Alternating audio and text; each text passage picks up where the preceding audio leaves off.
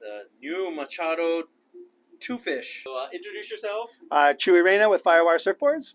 And he's the man. He's been with the company since day one. The Two Fish. This is a new model that just came out, and it's a Rob Machado one. Yeah. It's a retro twin. Exactly. So dope. basically what Rob was able to do, the Go Fish was a really popular board, but it came in LFT, and the integrity of the tail block in particular was a little soft because we didn't have any support for it.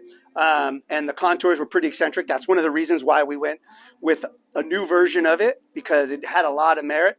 The outline is very retro, but the high performance aspect of it is spot on. And Rob worked on this for a while, and what he was able to do is basically eliminate that real eccentric contours of the board and did a single to double concave throughout the bottom of the board.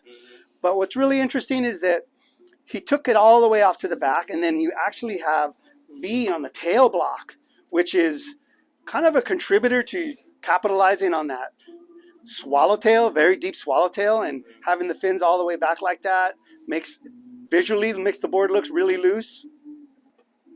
The swallowtail actually contributes to a lot of function. You know, it's so deep that it actually contributes almost like a set of fins. Yeah. You're leaning in on it and you're right at high performance. It is an extremely tracking board, and which is kind of nice about the swallowtails. Yeah. So this is in the helium construction, and like you were talking about, I think if you put it up to the light, you can see the wood outline. Yeah. So right there you go. Like that? Yeah, right there. Okay. I don't know if you guys can see it. You see that little wood, that dark, the darkness right here. That's wood right there. So it kind of makes the tail a lot stronger. And I believe it's on the nose like that too. Yeah. Correct. So basically the way the helium is built is that we frame the blank with wood. This actually starts off as a wood block. The rails lock into there. The rails has the nose has a wood block as well, and the rails lock into there. So the integrity of the board is actually pretty strong because it's completely framed with balsa wood, and it only varies in the thickness of the design of the board. So by chance, the thickest part of the board is where you don't want to flex. As you taper the board off, the balsa gets thinner, and then you get this flex characteristics that we're kind of known for, which is leaning into a turn and getting the flex out of the tail and the nose contribute when needed.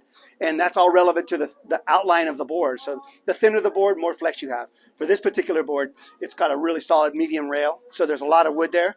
But integrity-wise, it's all one unit, which makes the board really, really strong. Wow, that's interesting. I never heard anybody really put it that way because I never thought of it like a frame all the way around. It's completely framed. Yeah. It's a parabolic frame. That's basically what it comes from. So and when the blank's built, it's just a wood outline of what you're going to design, and then the board gets shaped into whatever board you're building. So, by the way, what's the smallest size and what's the largest size? This is one of the boards that we're actually going to fill most surfers' demands because we're going from a 5.0 to a 6.3. Wow. So the volume range on the liters is through the roof, so I think you'll have a surfer for every customer. Small little Japanese girl to a big Hawaiian dude, huh? Big Hawaiian dude can ride a 6.3. That's a lot of fun. And we have the new fins on here. Is this a new outline or? It's the same outline. Rob added a little change to the inside of the foil, pretty minor, but it's one of his most popular fins is in the keel, and that's at the market. It's at market now, and we'll have plenty of fins when this board comes to market in June. So we're excited about that. I think it's a really incredible little board and combo. And what's really interesting about Rob, and not a lot of people know that, even though he's getting older, but he spent a lot of his time shaping his own boards when he worked for Channel Islands. He's had the lesson from Al Merrick. His DNA when it comes to surfboards is a lot grander than people give him credit for, let alone what they actually know on the back end. So he's able to go to a meeting and go, hey, I got 7 boards, and we're like, we love this, and that, and they're all amazing boards, but where does it fit in the line is all we're really working on. So he's one of the easiest shapers to work with when it comes to that. I never knew that. Yeah, his surfboard IQ is through the roof. Wow. So he's hands-on. I think in interviews, nobody really mentions that. No. Talks about that. No. He doesn't say nothing. No, he's too modest. Yeah. I'm saying it for you, Rob. Thank you very much. Phew.